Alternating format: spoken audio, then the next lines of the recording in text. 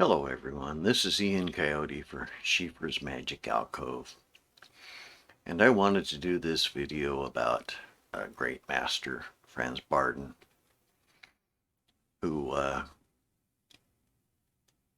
was a magician in Czechoslovakia, who I consider to be a great adept and a true initiate. Um, and he also did stage magic, but he did it real and not using magic tricks and such. Anyway, from the notes I wrote, he was born in December 1st, 1909 in Tropau, Opava, Czechoslovakia. And I don't know that I pronounced those words, but I'll only apologize once. There may be more words mispronounced, especially German locations and things. So, how he came to be is rather interesting. He went up through public school as a pretty normal kid, apparently. And then after his public school, he went to work for a place called the Minerva Sewing Machine Company. And it was during this time that he underwent a great change, surprising all his teachers and his fathers by his changes to his characters and to his handwriting.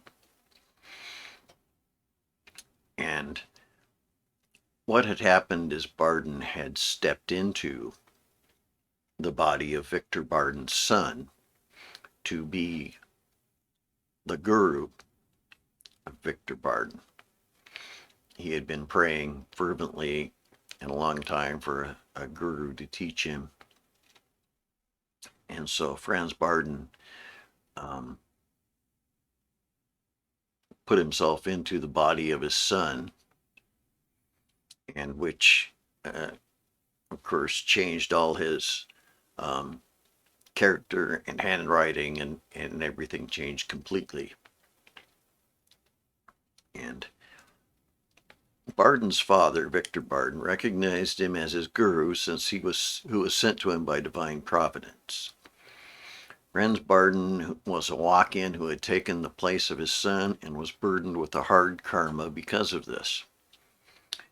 Since it is not ideal to displace someone else, he had to agree to take on the karma of the original spirit that was in the body and grant it a better situation.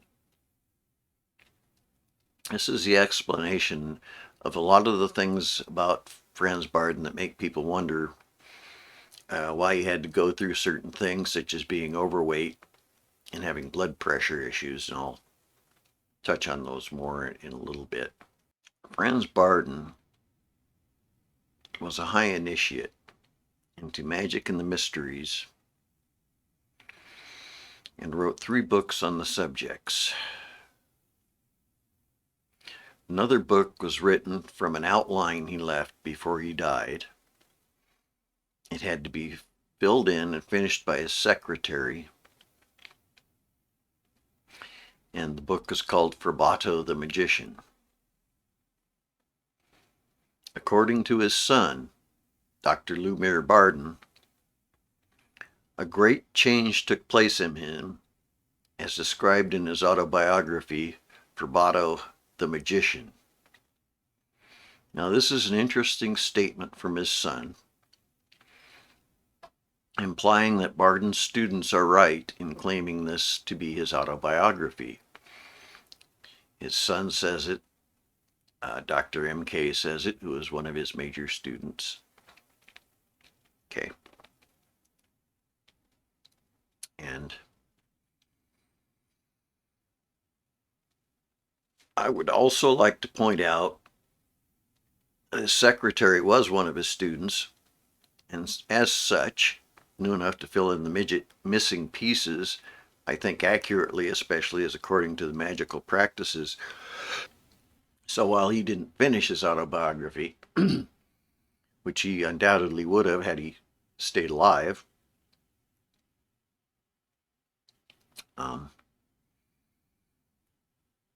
but there are some karmic issues that prevented that.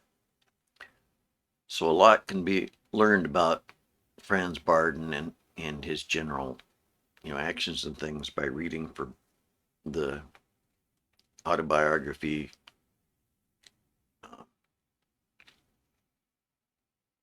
called Was Bardon. And he wrote 3 books on magic, which are called Initiation into Hermetics, The Practice of Magical Evocation, and The Practice of the True Kabbalah. And I must say that all of his books, including the True Kabbalah, are very much different from what most Western magicians would find. Most modern ones nowadays.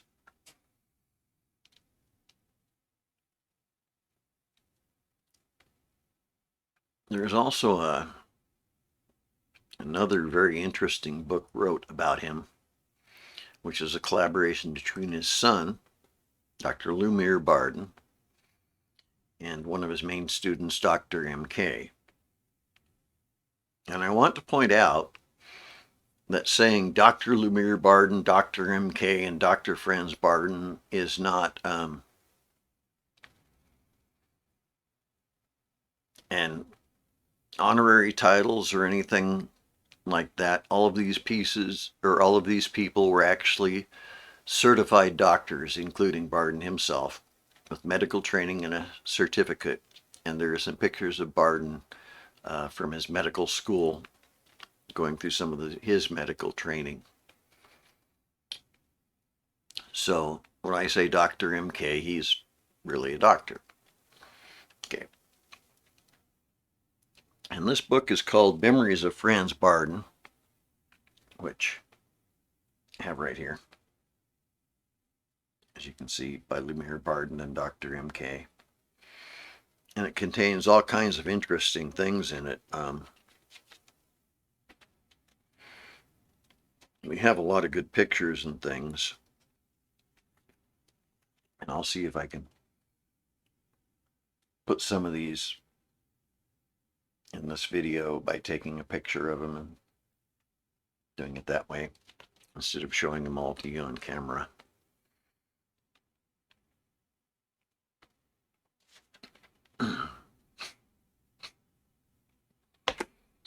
So he did magic. Okay, he wrote some books. He also gave public lectures on supernatural powers under the stage name Was Bardon, and thus the name of his book, Was Bardon, the Magician, which I have right here. This is an old copy, obviously. These books can be found, his 3 books, and Was Bardon can be found online. I assume Was Bardon can, but I know his magical books can, and they are, I believe, public domain at this point. So under the name Was Bardon, he gave public lectures on supernatural powers. And the name Was Bardon comes from the FRA from Franz, the BA from Bardon, and the T from Tropow, and the O from Opava. So you have Was Bardon. His son traveled with him to his stage shows and witnessed his actual actions and magical practices and things, which were performed with actual magic and to direct the attention of the audience to the existence of higher powers. Dr. Bardon says his father performed hypnotic experiments, read letters that were in envelopes, and found hidden items that while he was blindfolded. And he did this without any hidden trickery, but by displaying various occult powers, and genuine occult powers. And somewhere, though I don't have it handy, there is a picture of him in his stage outfit as Was Bardon.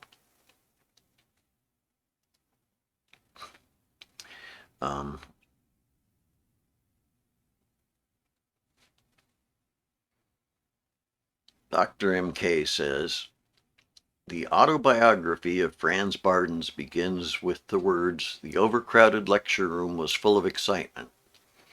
And that is how it was in reality, and I can attest to that. After seeing his performance, young MK, and I believe he was about 16, tracked him down and went to his house and sort of proclaimed himself to the housekeeper as the master's student. Housekeeper knew better. The master knew better.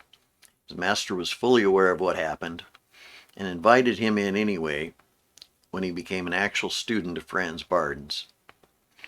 In the book, he recalls things like the veranda being covered with barrels of fermenting herbs from which tinctures, drops, extracts, arcana, quintessences, and elixirs were prepared in an alchemical manner. He also mentions seeing a bunch of different aspects of his house. He describes Franz Bardon's conditions or living situation pretty accurately. He recounts seeing the alchemical essences be redistilled and how they changed color, seeing his giant magic mirror, which he had, I believe it was the one he had made of oak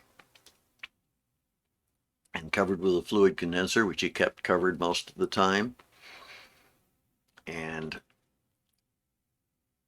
lived with him a bunch, and they ate meals together and things, and they talk about that some, and all his accoutrements and things, and he pretty much had all the stuff you would expect of a magician, an adept. He kept some. He mostly let his books and stuff be read that he had, but he had some manuscripts apparently that he had to keep locked up because someone could have a problem with them. Another example that is given in his books, and it was either Dr. M.K. and his son, or his son, Bardon's son, Lumir Bardon, and I'm not sure which off the top of my head, but says that well, there were a couple things. Once it said that he was asking questions of the housekeeper about Bardon, and that it triggered something, and a matchbook started jumping up and down like crazy on the table. A matchbook or a matchbox, I think probably a matchbox. And then that the master had known that he was asking things that he probably shouldn't be asking about.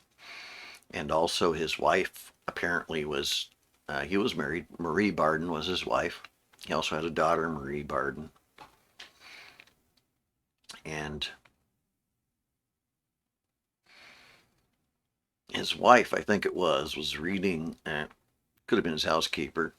Yeah, maybe it was his housekeeper. He didn't live with his wife for various reasons, due to his reincarnation and the fact that he didn't want to have kids, but his wife did. He wanted to do his magical workings, his spagyrics, and healing people and stuff without burden, so he agreed with his wife that they would have kids only if she took care of them.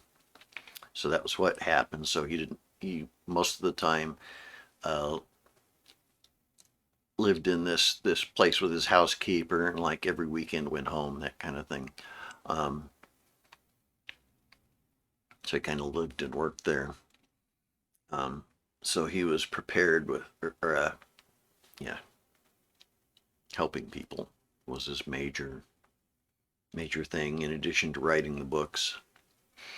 And the Master Bardon mostly cured those whom orthodox medicine considered incurable.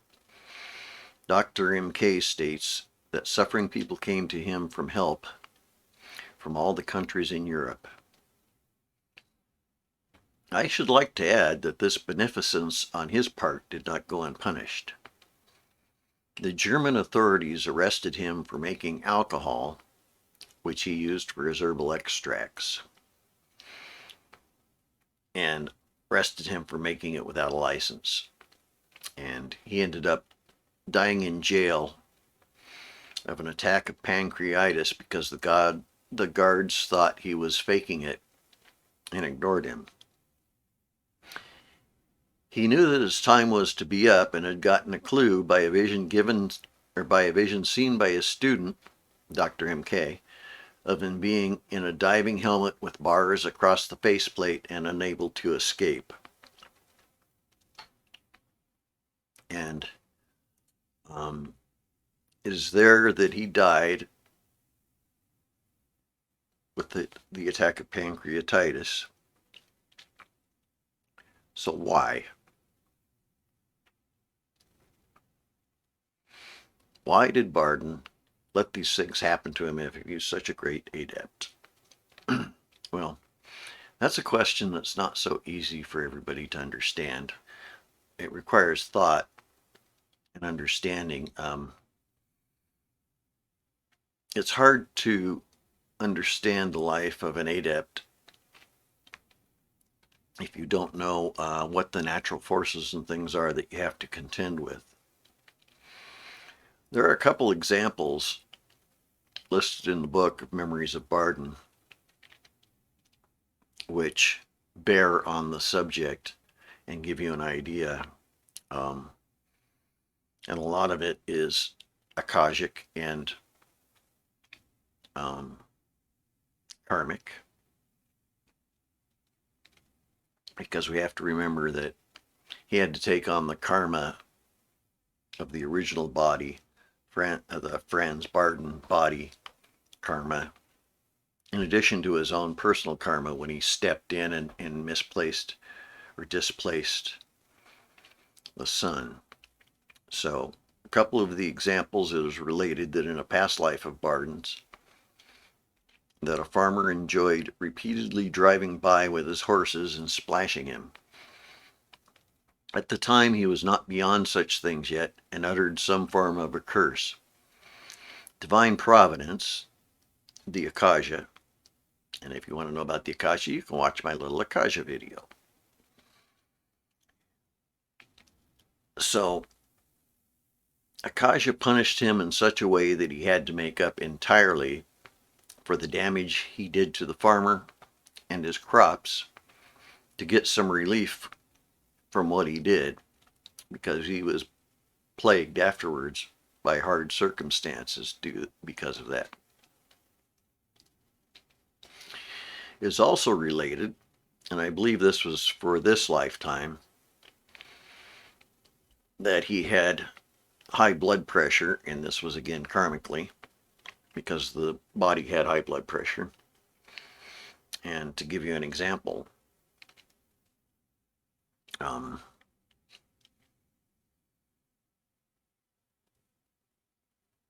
he made a quintessence out of the sundew plant to help. When he took it, only once, it induced permanent low blood pressure. So because of taking on the karma of the body, he was not able to help out certain things with magic. I mean, he could, but the repercussions would be too steep. As it says here, he could, but the end results would be even worse than acceptance of the karma, so he had to desist.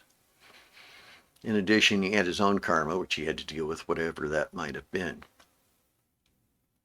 According to Dr. MK, another good example here is that although being rather heavy, Franz Bardon was rather heavy, the master refused to express the wish to lose weight.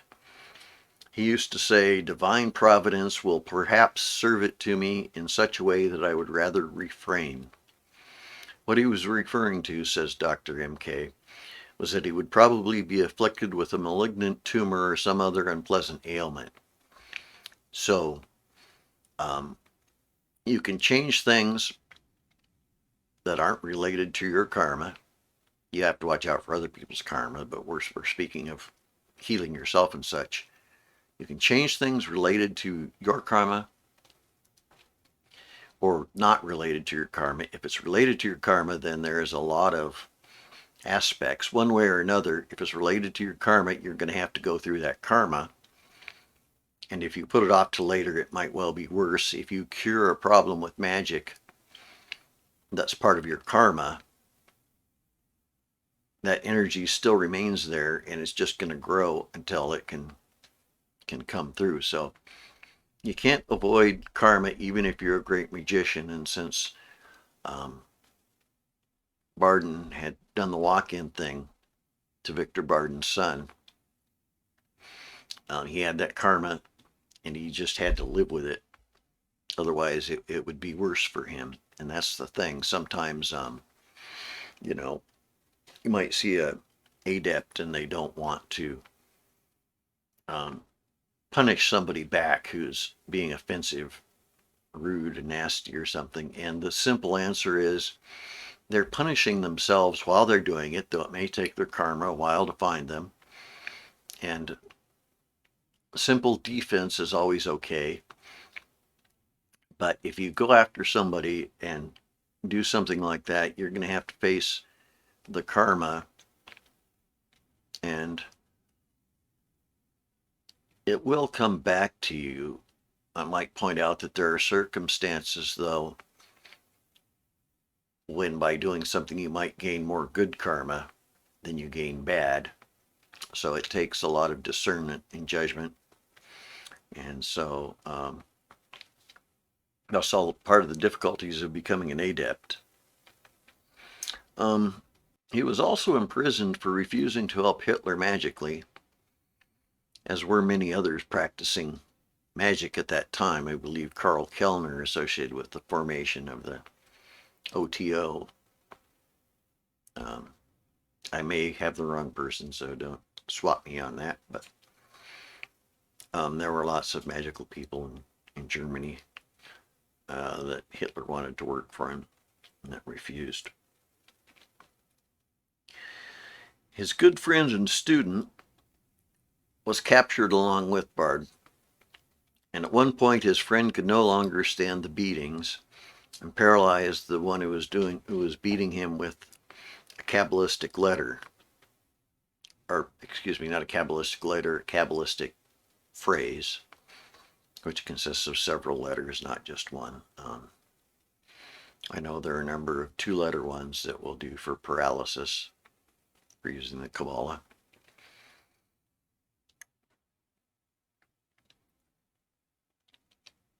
And upon doing this, the other guards shot him.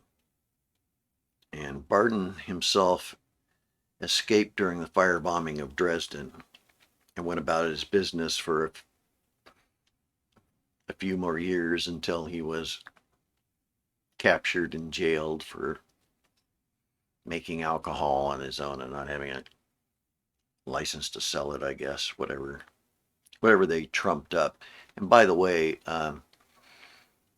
when they charged him with that, they took and destroyed, or I'm sorry, that's an incorrect statement on my part. They took all of his gold talismans, of which none remained. And apparently he had them strung on a necklace. So he had a necklace of gold talismans, all of which were taken. Of course, being gold, they were probably just melted down. His place was ransacked. They took basically everything they could get. They didn't ransack his house where his wife lived, but the other place, my understanding is, or I believe what I've heard is that they took, the only thing left over was a film camera, a plate camera that he had used to take some pictures of some spirits and gnomes and water undines and things like that, by the use of certain special filters, which he actually lists the colors of in one of his books, which colored filters to use. I think it's in his second book, Practice of Magical Evocation. I don't know that such things would work with a modern camera. I've been interested in the idea of trying it, but I haven't made an attempt to yet. I'm not good enough at the clairvoyance and stuff to know. So one of the unique things we have here, which we don't have in the case of a lot of the other people we hear about and things is they have become stories, legends, and mythologies. But this is an example of somebody modern who had pictures taken and such. And I believe in this first picture it shows, yeah, he died in 1958. So there's plenty of actual records of who he was and what he did and all of that. So the stuff is verified by his friends and students, and there are still groups of students following his direct lineage, practicing in Czechoslovakia and other places. Um, he has students who can use the Kabbalah effectively and do all those things. Who pretty much fit my description of adepts also once they've achieved that. So, to me, the actual events related by his students and friends, in addition to the excellence of the magical works he wrote and his recorded actions during his lifetime, make me believe he was a true adept. One can get additional information on his teachings from the back of the book For Bardon, where there is a small section of some teachings that he gave his students before writing his magical books.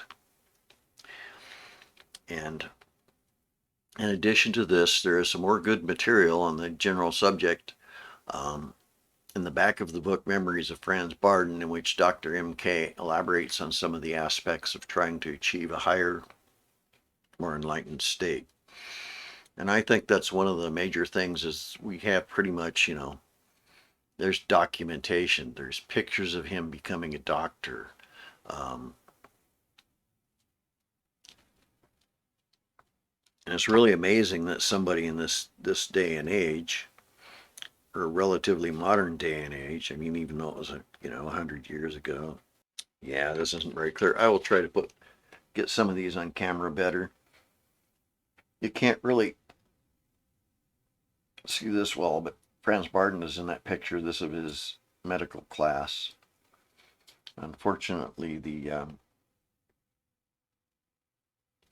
well, that doesn't work so well, so I'll let it go at that. That's basically who he was. And if you want to find out more about him, read For Bardon, read Memories of Was Bardon. If you want to find out his works, start with Initiation into Hermetics and go from there. And I might add that each of his books is a complete system of magic and enlightenment in itself. And they were meant to be taken more or less in order. But the first book goes so far, it's amazing, into unbelievable areas of magic. And the two following it are just beyond words. I don't think people get as much out of his third book. I don't think they've read it as much, and a lot of people have a interpretation of the Kabbalah that is based on what we know nowadays and not on what we used to know. The original practical Kabbalah was you would pronounce a word and it would get a result. Something would happen. And that's the way Bardon's Kabbalah is. It's not a practice of numerology and fidgeting numbers and gematria and all those things. He mentions them in passing. But his book is on the practical Kabbalah, how to use Kabbalistic letters and words, first for your own development, and then to affect the world outside of you and inside of you. And can be used with caution with people of noble ideals, if they truly have noble ideals, because if they don't, trying to practice the Kabbalah will likely destroy them. As he mentions in one part of the Kabbalistic book, there's a formula that if an principled magician were to use it, they would have to face the entire destruction of their personality, or the destruction of their entire personality. So powerful stuff, but it requires purity with the use and caution, and a genuine desire to be noble and not to whack people and do bad things with it. Because if you have those kind of attitudes, you'll destroy yourself by trying to use it. So don't. But if you do have noble goals, noble ideals, and you're not using it to try to hurt anyone or anything, but to take yourself forward on your own magical path, your own magical progress, then I believe it's acceptable to do that. And I have been practicing that for some time and found out you have to be cautious, even when you're just learning it, because I've had the results be very powerful and sometimes overwhelming even. And you can bring about results beyond what you expected and that you don't understand. It's pretty easy to bring about things you don't understand with a Kabbalah if you don't have a good grasp of all the teachings and things in the first book. Just as an example, there's a letter that causes concentration. Okay, and I really needed to increase my concentration, so I was practicing with it a lot. But it also does other things. One of the things it can do is make you get over things more rapidly, though that's not explicitly mentioned in the first aspects of discussion of the letter. And it'll free up emotional stuff, and it makes you more emotionally sensitive. So what I found was that by not being aware of these aspects of it, of course I learned them by doing it, but it made me much more sensitive to emotional stuff, and that means including to emotional stuff that I hadn't got over yet, that I needed to get over. Not only it made me more sensitive to them, it brought them to the surface, so that I had a hard time handling it with all the emotional aspects and bringing all those things to the surface and me getting more sensitive to them. But what I had to realize is those things were coming up by means of the water element in that letter in order to wash those things away from me. But I had to, there's a gentle washing away, and then there's a torrent, a flood, a flash flood, that might destroy you. So caution in the use of it. So it requires really good intentions and caution. But I thought I'd mention that because most people don't seem to think much of the Kabbalah. And I agree, for the Western Kabbalah, the stuff I've learned, there are useful aspects, such as colors associated with the planets and things like that, which are legitimate and useful. But the fiddling of numbers and mantic purposes and fortune telling and all that, that's all an accretion onto the original, which was really saying a word to make something happen. But it takes understanding how to do the true understanding and the ability to do the true pronunciation of the letters and the words. You have to come into harmony with them and the macrocosm, bring your body into harmony with them and the macrocosm. And it is quite a process. Again, another total process of initiation.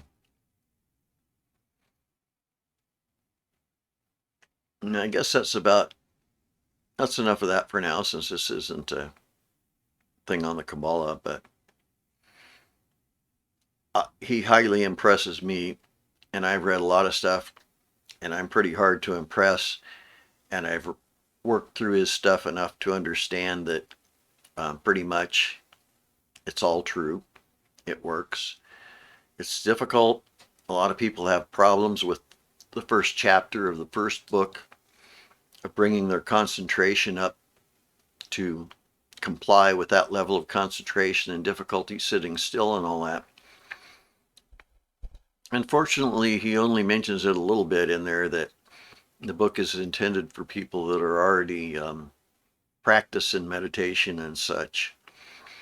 What I would recommend for people trying to start on the first book that have those problems, I would recommend taking some clues from some other aspects. I have found that mantra with complete focus on the meaning of the mantra, for instance, Om Narayanaya, Narayanaya, as close as I can pronounce it. Om Namo Narayanaya. And focusing on first the Om, your full attention on being that uprising energy of the A-U-M, Om. Same thing as the one spelled O-M, Om, and the Om sign. The A is the uprising, the beginning, the starting, the energy bursting forth a new life. The U, Ao, the U is the sustaining, the Akashic. It's there, it's sustained for as long as it wants to be. It's born, sustained. And then the M, which is pronounced with like a NG sound. Anyway, goes into silence. And then the last letter of the word Om is actually the silence itself. And the M is that contraction, that withdrawing of energy. I don't see it as a depletion of the energy it's ending, but it's being withdrawn to be conserved and hidden and saved up for a new bursting forth, burst of new growth. So it echoes the universe in that fashion, and you should try to become that. And then Namo basically means name. So the mantra means either your name is Narayanaya, and I prefer to take it the other way, not as a dualistic approach, but where the mantra, the name Arayanaya, is the God, the deity. The mantra is the deity. You are the mantra, you are the deity. It's all said at once. You say the name, you're being the deity. The mantra is the deity. The deity is pronouncing the name. The deity is pronouncing you. Together you're one, self-created, Narayanaya. And you can certainly look that up to find out the name. So those things can help if you could focus your full attention on it, because part of Bardon's aspect is you're supposed to just like focus your mind to start with. And that's pretty hard for a lot of people, including me. So a mantra like that, or something else to focus completely, where you get rid of all exterior aspects. In this case, I focus on, for that purpose, focus on a guru. And in this case, my internal guru. But you make that the whole thing so that nothing else is in your mind, nothing else is in your body. You sit still, and I recommend sitting in some sort of an asana. And you can choose the one Bardon gives, or if you have difficulties with that, you can choose Hatha Yoga asanas that you can sit in comfortably and still.